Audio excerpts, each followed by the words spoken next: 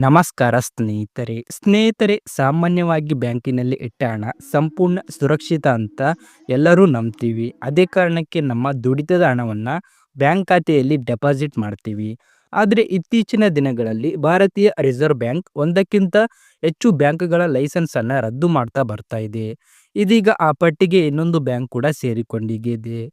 ಹಾಗಾದ್ರೆ ಆ ಬ್ಯಾಂಕ್ ಯಾವುದು? ಯಾಕೆ RBI ಈ ನಿರ್ಧಾರ ತೆಗೆದುಕೊಂಡಿದೆ? ಅಲ್ಲಿ ಹಣ ಇಟ್ಟಿರೋ ಗ್ರಾಹಕರ ಹಣಕ್ಕೆ ಏನಾಗುತ್ತೆ? ಈ ಎಲ್ಲ ಪ್ರಶ್ನೆಗಳಿಗೆ ಈ ವಿಡಿಯೋದಲ್ಲಿ ಸ್ಪಷ್ಟ ಉತ್ತರ ಕೊಡುತ್ತೀವಿ. ಹೀಗಾಗಿ ವಿಡಿಯೋವನ್ನು ಮಿಸ್ ಮಾಡದೆ ಪೂರ್ತಿಯಾಗಿ ನೋಡಿ.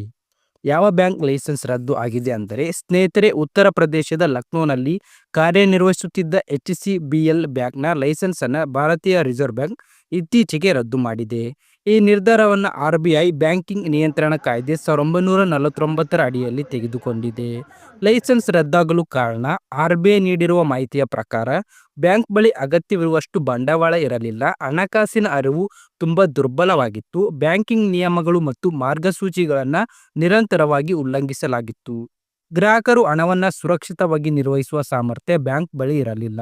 ಈ ಎಲ್ಲ ಕಾರಣಗಳಿಂದ ಬ್ಯಾಂಕ್ ಮುಂದುವರಿದು ಕಾರ್ಯನಿರ್ವಹಿಸಿದರೆ ಗ್ರಾಹಕರ ಹಣಕ್ಕೆ ಅಪಾಯ ಉಂಟಾಗಬಹುದು ಅಂತ RBI ಅಭಿಪ್ರಾಯಪಟ್ಟಿದೆ.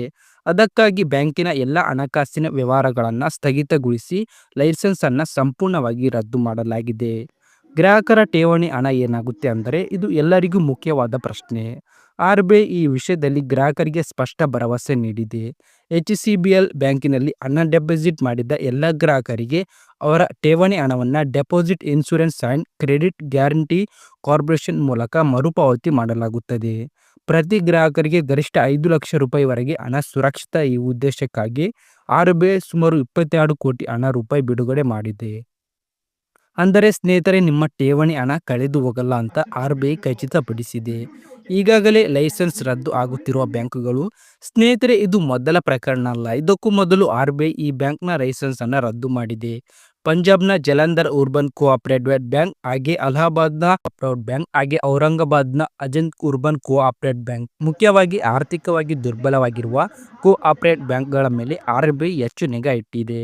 ಸ್ನೇಹಿತರೆ, ಇನ್ನು ಮುಂದೆ ಬ್ಯಾಂಕ್ನಲ್ಲಿ ಅಕೌಂಟ್ ಓಪನ್ ಮಾಡುವ ಅಥವಾ ಹಣ ಡೆಪಾಸಿಟ್ ಮಾಡುವ ಮೊದಲು ಆ ಬ್ಯಾಂಕಿನ ಹಣಕಾಸಿನ ಸ್ಥಿತಿ ಹೇಗಿದೆ, RBI ಅನುಮತಿ ಮತ್ತು ಲೈಸೆನ್ಸ್ ಸ್ಥಿತಿ, ಬ್ಯಾಂಕಿನ ಹಳೆಯ ದಾಖಲೆಗಳು ಮತ್ತು ಇತಿಹಾಸ, ಈಗಾಗಲೇ ಯಾವುದೇ ನಿರ್ಬಂಧಗಳು ಇದೆಯಾ, ಈ ಎಲ್ಲ ವಿಚಾರಣೆಗಳನ್ನು ತಿಳಿದುಕೊಂಡು ನಂತರ ನಿಮ್ಮ ಹಣವನ್ನು ಡೆಪಾಸಿಟ್ ಮಾಡುವುದು ತುಂಬ ಮುಖ್ಯ. ಸ್ನೇಹಿತರೆ, ಈ ಮಾಹಿತಿ ನಿಮಗೆ ಉಪಯುಕ್ತ ಅನಿಸಿದರೆ ವಿಡಿಯೋಗೊಂದು ಲೈಕ್ ಮಾಡಿ, ನಿಮ್ಮ ಸ್ನೇಹಿತರ ಜೊತೆಗೆ ಶೇರ್ ಮಾಡಿ, ಹಾಗೆ ಮತ್ತಷ್ಟು ಇಂತಹ ಅಪ್ಡೇಟ್ಗಾಗಿ ನಮ್ಮ ಚಾನೆಲ್ ಸಬ್ಸ್ಕ್ರೈಬ್ ಮಾಡಿ.